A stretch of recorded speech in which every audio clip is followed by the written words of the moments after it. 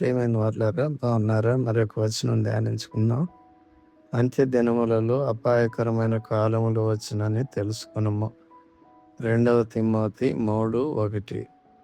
అంత్య దినములు అపాయకరమైన కాలములని ఎందుకు పిలుస్తారు? ఎందుకనగా సంఘమునకు వెలుపల మరియు లోపల ప్రజలు ఈ విధంగా ఉంటారు.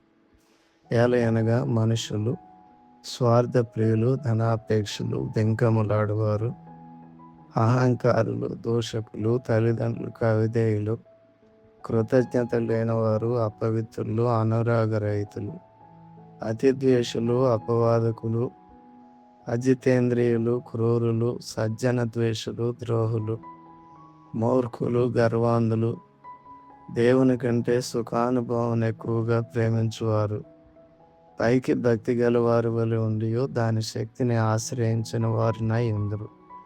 ఇట్టి వారికి విముఖుడవై ఉండుము. 2 తిమోతి 3:2-5.